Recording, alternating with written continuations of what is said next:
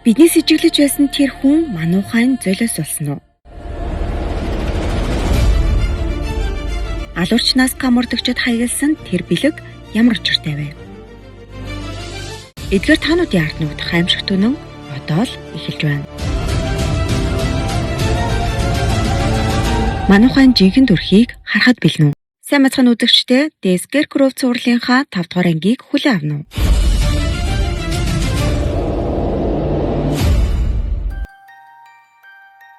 Кино эхлэхэд Chopper нилээд нас тогтчихсон сонин гарчиглан суудаг. Тэр улс төрд хүч төрөн орж бүр ерөнхийлөгчд нэр дэвшгээр зэхэж байгаа бололтой. Сонгуульд өгсөнтэй холбоотой телевизэд өгсөн ярилцлагаа үзэхээр зураг тасаана. Гэтэл яг тэр үед дэлгэцээр Кансаны цуврал хүн амны хэргийн сэжигтнийг тогтоолоо. Шүүх шинжилгээний байгууллагаас хийсэн ДНХ-ийн шинжилгээгээр гэмт хэрэгтний ДНХ 3 өөр газраас илэрсэн нотлох баримттай таарсан гэж мэдээлдэг. Хэрэгтэн нь 60 гаруй насны огт эрэгтэй гэж зарлав. Хэргийн мөрдлөгт оролцож байсан Chopper энэ мэдээг анхааралтай үзэхэд дүрс 1988 он руу шилжинэ. Соо сэтгүүлч имлэгт Сүньоныг сахиж байлаа. Улгүй Сүньон ухаан орж тэр шүний аимшигт явдлыг санахыг оролдоно. Алуурч өөрийг нь хөөж байсан нь тотхон санагдагч харамсалтай нь нүүр царайг нь харж амжаагүй байдаг. Тэгээ Сүньон Гибомын талаар асуугаад түүнийг олох хэрэгтэй гэд босох үед доошоо цус алддаг. Камардагч хэрэгтний зургийг дахин нэг ажиглана. Тэгээд гинэт нэг зүйл санаанд орж ирэв. Сүньоны ойсон хатгамалтай тэр алчуур. Гибомын жагсаалын үеэр яг тэр алчуураар нүрэ халгалж байсныг сандаг. Ингээд бүх нотлох баримт, бүх сэжиг Гибом руу чиглэж байв. Гэвч камардагч энэ үнэнтэй эвлэрч чадахгүй байлаа. Яг энэ үед Шинко өрөөнд орж ирээд сэжигтнийг алчглаа гэж хэлхэн тэр. Үүнтэй зэрэгцэж Chopper-ийн хаалгаа дуустдаг. Эмч гарч ирээд хаалгаа амжилттай болсон талаар тэдэнд хэлнэ. Тэгээд Chopper-ийн эд зүйлсийг хүлээлэн өгөхөд дотор нь камардагчийн цагдаагийн үнэмлэх байдаг. Тэр шөнө Chopper камардагчид үнэмлэхийг нь өгөхөөр явж байжээ. Эмчийн хэлснээр Сүньон 3 сартай жирэмсэн байдаг. Аз олоход тэр унахтаа хөвлөдөг гэмтэл аваагүй бөгөөд зөвхөн хөлөн шалбарсан байна. Сүньон өөрөө хүртэл жирэмсэн гэдгээ мдээгүй явсан бололтой. Яг энэ үед камардагч өрөөнд орж ирэх бөгөөд тэр шөнө Сүньоныг хөөсөн хүн хэн байсныг асуудаг. Гэвч Сүньон алуурчны царайг хараагүй гэж хариулна. Камардагч түүний үгэнд бүрэн итгэсэнгүй Сүньон одоо хүртэл Гибомыг хамгаалж байгаа гэж тэр итгэдэг. Харин Гибомыг цуврал алахын хэрэгт сэжиглэж байгаа гэдгийг Сүньон огт мэдээгүй байлаа. Үүнийг анзаарах соо сэтгүүлч камардагчид Гибом үнэхээр алуурчин байсан бол Сүньоныг агуулхад төвжиж үлдээхгүй байсан. Бидний мэдэх Гибом тийм хүн биш гэж камардагчид сануулад явдаг. Дүр солигдоход Гихуан дүүгээ хайж найзуудаас нь уцаар сураглана. Гаднаас ээж нь орж ирэхэд Гибом дүүгээ найзындаа байгаа гэж худлаа хэлж аргална. Гэтэл яг тэр үед гаднаас камардагч орж ирэх бөгөөд Гибом хаашаа явсан гинэ гэж асууна. Гихуан түүнийг дагуулan гадагш гарч ирээд Жон Кёнхугийн хэрэгээс болж хайж байна гэж ойлгон Гибомыг барьчихсан юм уу гэж түүнээс асуудаг. Гэтэл камардагч бид түүнтэй тохиролцож чадсан гэж хэлдэг. Үүнийг сонссон Гихуаны санаа намарч түүнд баярлснаа илэрхийлв. Гибом гэртээ байхгүй байгааг камардагч багийнхандаа мэдэгддэг. Гэвч бусад мөрдөгчид түүний үгэнд төдийлөн итгэсэнгүй. Учир нь камардагч Гибомын ахтай ойр дотн байдаг болохоор түүнийг өмгөөлж байна гэж бодож байлаа. Камардагчийн дүү халдлагад өртөг шахсан. Chopper хүртэл хутгалуулж өөхөх төгсөн. Энэ бүхний ард өөр хүн байх боломжгүй гэж дуу мөрдөгч, зам мөрдөгч хоёр үзэж байв. Тэд яаралтай Гибомыг баривчлах, номын дэлгүүрийг нэгжих зөвшөөрөл гаргахыг даргаас шаардна. Харин камардагч үүнийг эсэргүүцэж байлаа. Одоогоор Гибомыг цуврал алуурчин гэж батлах шууд нотлох баримт байхгүй гэж тэр хэлнэ. Тэгээд Chopper алуурчныг харсан байж магадгүй. Түүнийг ухаан орохыг хүлээх хэрэгтэй гэж камардагч хэлдэг. Гэвч бусад мөрдөгчид түүнтэй санал нийлсэнгүй. Бидэнд хүлээх цаг байхгүй гэх мөчөд утас дуугарч дахин нэг хүн амиа алдсан мэдээ ирдэг. Өглөө Жухигийн ээж окноос ирэхээр өрөөнд нь орно. Өрөөг нь цэгцэлж босоод хоолоо идгэж түүнийг дуудаад хүнжлийг нь сүхтэл охин ямар ч хөдөлгөөнгүй хэвтэж байлаа. Ээж нь тэр үед нүүрэнд нь хүрэхэд би энэ аль хэдийн хүчгсэн байдаг. Ингээд ердөө 14 настай охин гэртээ амиа алдсан тогтогдно. Харин энэ удаагийн аллага өмнөх эргүүдээс арай өөр байсан юм. Тиймээс мөрдөгчд хүртэл энэ хэргийг цуврал алуурчин үлдээгүү гэж эргэлздэг. Хамгийн харамсалтай нь хэрэг гарах үед эцэгийнх нь хажуу өрөөнд унтаж байсан бөгөөд охиноо нас барсныг маргааш өглөө нь мэддэг. Ганц охин нь амиа алдахад хажуу өрөөнд юу ч мэдлэг унтаж байсан эцэгийнх нь өөрсдийгөө буруутгаж байхад тэнд цугласан иргэд цагдаа нарыг буруутгадаг.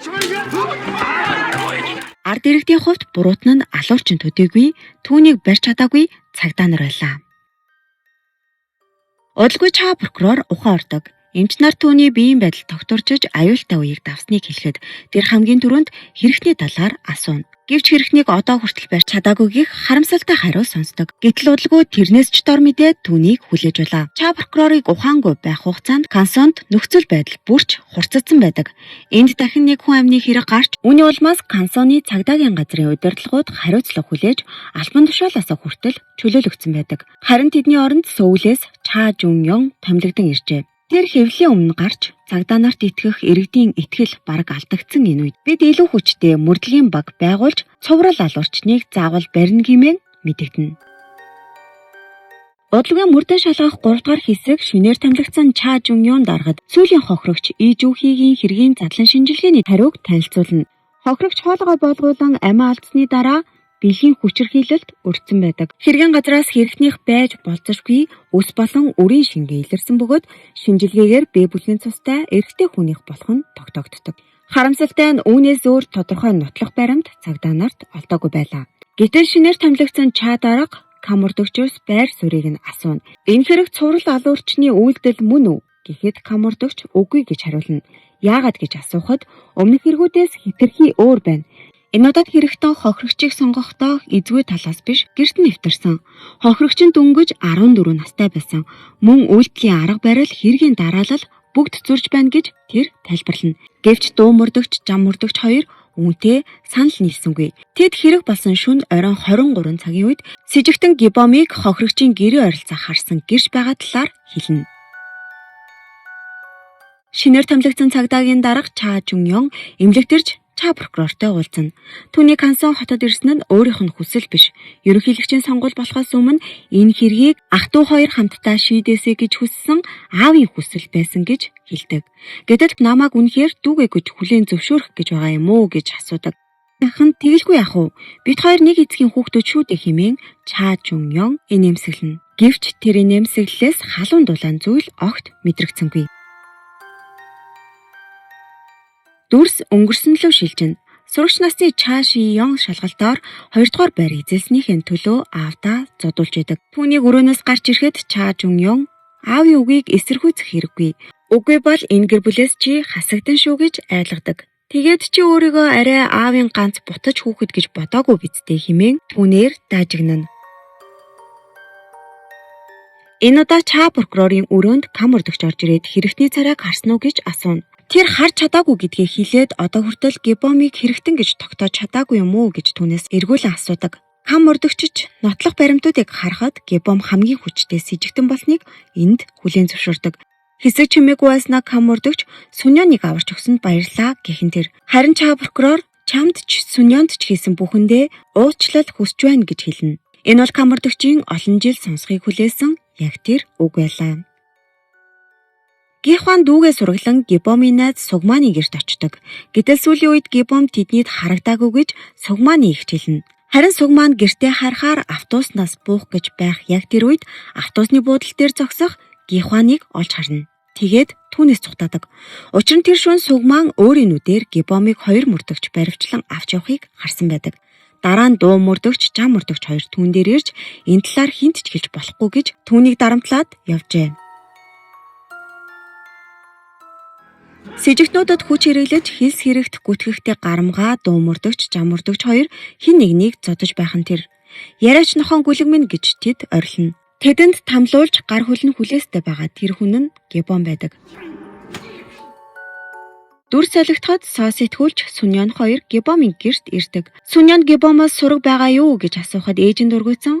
Та хоёр аль хэдийнээ салчаагүй юм уу гэж хэлснийхэн дараа Хинамд найзындаа байгаа гэж хариулна. Гэтэл ноцтой хандах тэдэнд бэрн Гибомоос ямар ч сураггүй байгаа гэж хэлдэг. Яг тэр үед гаднаас цагдаа нар сэжигтэн Гибомын гэр болон намын дэлгүүрт нэгжлэг хийх зөвшөөрөлт ирлээ гэсээр орж ирдэг. Ингээд цагдаа нар нэгжилгээ эхлүүлнэ. Гэтэл Ги Хуан сандарсан янзтай миний дүү яг яасан юм бэ гэж асуухад жам өрдөгч Гибом цуврал хүн амны хэргийн сэжигтэн болсон гэж хариулдаг. Үүнийг сонсон Гибомын ээж гаднаас орж ирэх гам өрдөгчөөс тусламж хүснэ. Ялаач алж чаддаггүй хүүхдийг минь алуурчин гинэ. Чи тэднийг болиулаад өгөөч гэж гуйдаг. Гэвч гам өрдөгч Гибом цуврал хүн амны хэргийн сэжигтэн мөн гэж хариулгана. Гэтэл Гибомын ээж чи хүртэл хүүг минь хэрэгтэн гэж үзэж байгаа юм уу гэхэд хэрэг хэрэгтэн бол хуулийн өмнө хариуцлага хүлээлгэнэ. Үгүй бол нэрийг нь цэвэрлэнэ гэж гам өрдөгч хэлдэг. Энэ үгийг сонссон ээж нь Ги Хуаныг алгатаад бүх бурууг түнлэж ихдэг. Дараа нь гам өрдөгч рүү эргэж хараад төрсөн их чинь хийж өгөөгүй хоолыг би та хоёрт хийж өгч байсан. Гэтэл одоо миний хүүгийн амьдралыг чи сүрүүлэх үү гэж хэлээд уйлна. Яг тэр мөчөд Сүньёны гинэт дотор нь муухаарч бүүлждэг. Ахан түүн дээр очиод арай гэд үгээ дуусгаагүй байхад Сүньён Гибомын хүүхэд гэж хариулхан тэр. Гам өрдөгч цочирдон тэр чин цуврал алуурчин гэхэд Сүньён тэр алуурчин биш гэж эрс эсэргүүцэв. Тэгээд тэр шөнө намайг чирч явсан хэрэгтнийг би араас нь харсан. Хөлөө гимтээсэн хүн шиг нэг хөлөө чирч байсан гэж хэлдэг. Гам өрдөгч түүний үгэнд итгэсэнгүй. Нэгжлэгийн үеэр цагдаа нар Гибомын өрөөнөөс хуучин зураг олдог. Зураг дээр Гибом, гам өрдөгч мөн тухайн үед эсэргүүцлийн жагсаал удирдах байгаа сураггүй болсон оюутны холбооны дарга хамт зогсож байна. Зураг дээр 1987 оны 12 дугаар сарын 13-ны өдөр бичигдсэн байдаг. Зургийг гам өрдөгч нухацтай харж байгаад гүгээд явчихав. Цагдаагийн газарт буцаж ирээд гам өрдөгч цуврал алга болсон өдрүүдийг дахин нэг тулгаж үздэг. Гэтэл 1987 оны 12 дугаар сарын 13-ны өдөр Чү Инсүг алга болсон тэр өдөр байдаг. Хэрэг оройн 20 цаг 30 минутын үед гарсан гэж тэмдэглэгдэжээ. Харин зураг авахулсан цаг хугацаагаар бол тэр үед Гибом гам өрдөгчтэй хамт байсан болж таарч байлаа. Тэгэхээр Гибом цуврал алуурчин биш ч байж магадгүй гэж эргэлзэж зогсоход гаднаас дуу мөрдөгч Шинков хоёр орж ирдэг. Тэд намын дэлгүүрээс шинээр нотлох баримт олжээ. Тэдний олсон нотлох баримт нь Пак Эсүгийн хэргийн газарт үлдээсэн улаан цүх байлаа. Энэ удаа багийнхан Гибомыг хэрэгтэн гэдэгт улам итгэлтэй болж энэ мэдээг прокурорт хүргэхээр яарвчилдаг. Харин гам өрдөгч үүнд ганцаараа эргэлзэж хоцордог.